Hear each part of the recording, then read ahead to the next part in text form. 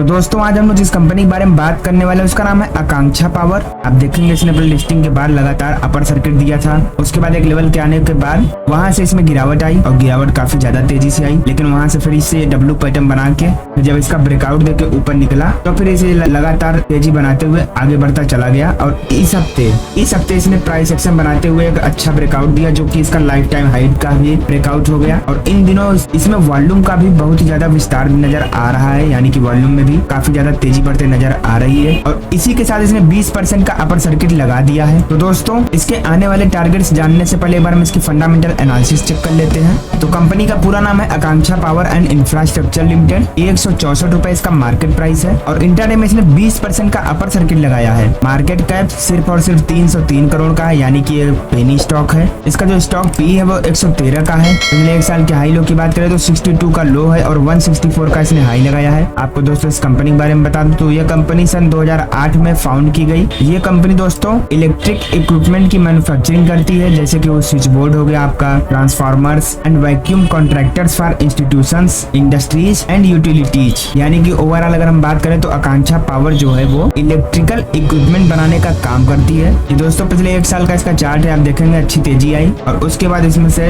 Down phase देखा गया और लेकिन अब ये वापस से अपने पुराने लेवल का भी ब्रेकआउट कर चुका है। प्रोज एंड कॉन्स की बात करें तो प्रोज में ऐसा कुछ खास दिख नहीं रहा। हाँ, कॉन्स की अगर बात करते हैं तो प्रोमोटर्स ने अपनी होल्डिंग लगभग 22% तक कम कर दिया है पिछले कुछ क्वार्टर्स में। इसके पीयर कंपैरिजन की बात करें तो कैपिटल गुड्स की कंपनी है और इलेक्ट्रिक इक्विपमेंट का काम करती है, जिसमें आपका सीमेंस हुआ, एबीबी हुआ, सीजी पावर हुआ, भेल, Jalan energy, Hitachi energy, GET&D India and also Akanksha power. दोस्तों क्वार्टरली रिजल्ट्स की बात करें तो यहाँ पर पूरा डेटा अवेलेबल नहीं है क्योंकि ये एक छोटी कंपनी है, तो यहाँ पर ज्यादा डेटा अवेलेबल नहीं है, तो आप इस बात का जरूर ध्यान दीजिएगा। बाकी अगर हम इसके लॉन्ग टर्म प्रॉफिट लॉस की बात करें तो इसका जो सेल्स है वो मार्च 2023 में 46 करोड़ का था और मार्च 2024 में 56 करोड़ का हुआ, यानी बढ़ा ही है। और नेट प्रॉफिट की बात करें तो जहां 2.84 करोड़ का प्रॉफिट हुआ था, वहां से 2.79 करोड़ का प्रॉफिट हुआ है। स्टॉक के CAGR की बात करें तो यहाँ भी कोई खास डेटा अवेलेबल नहीं है। इसके बारोइंग्स की बात करें तो यहाँ वो वाला डेटा भी अवेलेबल नहीं है। शेयर होल्डिंग पैटर्न की बात करें तो यहाँ कम से कम ये डेटा अवेलेबल है।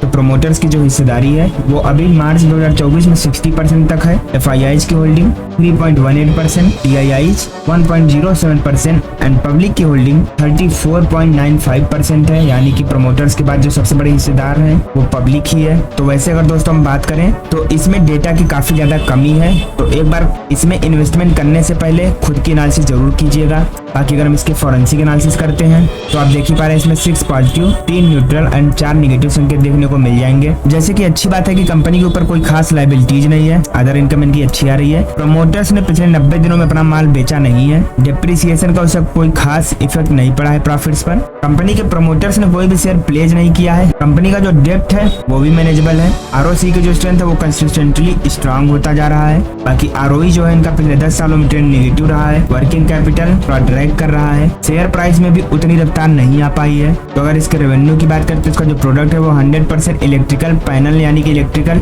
इक्विपमेंट बनाने में ही है। तो दोस्तों अगर हम ओवरऑल बात करें तो फंडामेंटली हमें कुछ खास ऐसा नजर नहीं आया क्योंकि डेटा की कमी है। लेकिन हाँ, टेक्निकली अगर हम बात करें तो टेक्निकली ये स्टॉक काफी बेहतरीन लग रहा है और अभी ब्रेकआउट के बाद यहाँ पर आप चाहे तो एक एंट्री ले सकते थे, लेकिन कोई अगर यहाँ पर मौका मिलता है, प्राइस एक्शन बनाता है तो आप फिर से एंट्री लेके आप कम से कम इस लेवल का स्टॉप लॉस लगा लीजिए और उसके बाद कम से कम 200 के लेवल तक का आप टारगेट देख सकते हैं। और फिर वहां से फिर जब फिर से प्राइस एक्शन बनाएगा तो ये जल्दी 240 पर भी ट्रेड करता नजर आ सकता है। तो दोस्तों मैंने कंपनी की एनालिसिस कर दी है, आपके सामने सारी चीजें रख दी हैं, ताकि बहुत ज्यादा कमी है तो थोड़ा ध्यान से संभल के काम करिएगा। थोड़ी अपने से खुद की एनालिसिस कीजिए, थोड़ी रिसर्च कीजिए, उसके बाद अगर आपको लगे तो आप इसमें इन्वेस्टमेंट कर सकते हैं। लेकिन ध्यान रहे कि कोई भी इन्वेस्टमेंट करना हो वो आपकी जिम्मेदारी होगी स्वयं की। तो वीडियो को लाइक करके कमेंट में जय श्री राम लिखना मत भूलिएगा।